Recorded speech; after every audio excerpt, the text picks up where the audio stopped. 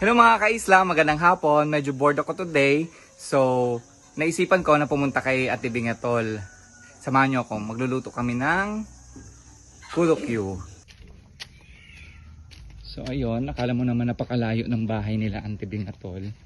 By the way, si Ate Bingatol, nung nagpapagaling ako, nung umuwi ako dito sa Cagayan Silio noong 2022, siya yung nagpapaligo sa akin at siya yung naglalaban ng mga damit ko dahil hirap akong maligo mag-isa.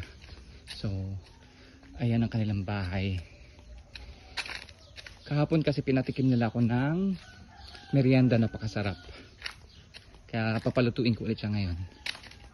Let's go! Tao po! Hello, ate! Tuloy ang may baon. So kahapon, mabalik tayo sa kwento ko. Kahapon, pinatikim nila akong napakasarap na merienda.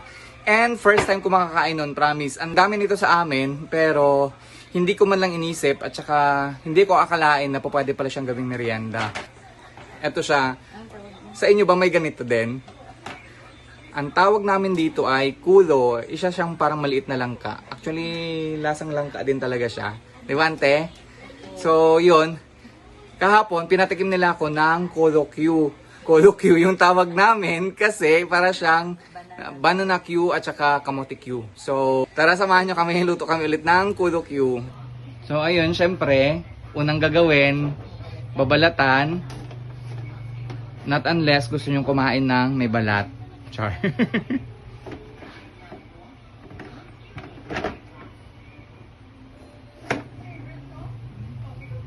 Paano niya discover yan, ante, na pwede pala siyang kainin, pwedeng lutuin ng ganon?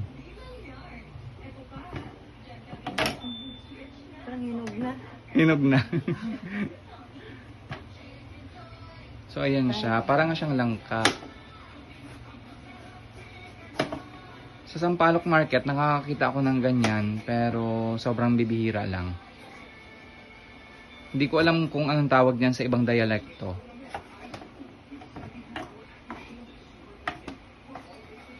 Then, pagkatapos balatan, hiwa-hiwain siya. Parang ka-size lang din ng kamote kapag ginagawa siyang kamote cube.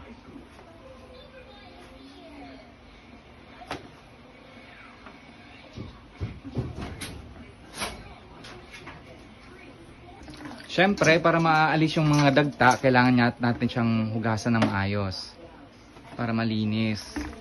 Kasi kung hindi, madagda kasi ito siya, parang langka din talaga.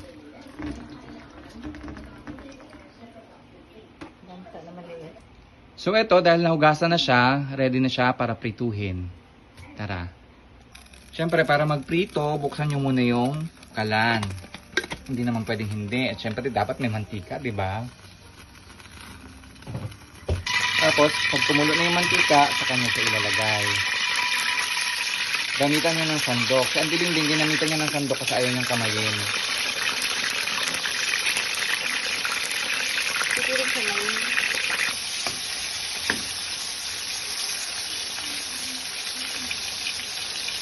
So ayun, kapag medyo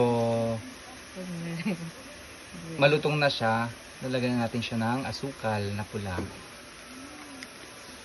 Hindi ba yan pwede asukal na puti? Pwede rin. Hindi na siya brown.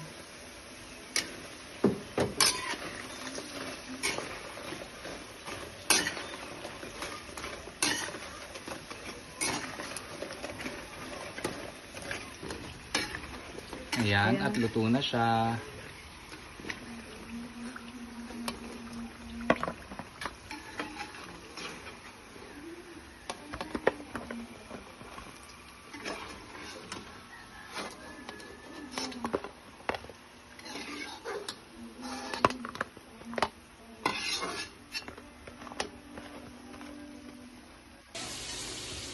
Ito na, at papalamigin lang natin siya. In few minutes, titikman natin. So ayun, dahil medyo malamig na siya, titikman natin yung Kulokyu ni Auntie Bingatol.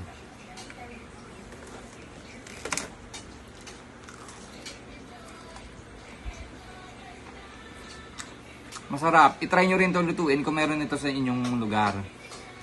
Actually, kahapon ko lang ito nalaman. Pauwi kami galing Nipay. sa nanay ko. Naikwento sa akin ni Manang Aba na na-try nga raw nila yung kulo gawing parang banana Q or kamote Q. So kayo kung maniwala kasi bata pa ako, nakakakitaan ako ng kulo and madalas ginugulay lang naman talaga yon kasi para siyang langka. So kahapon nalaman ko na pwede pala siyang gawing merienda. Napakasarap. Actually mas gusto ko yung lasa niya kaysa sa kamote Q.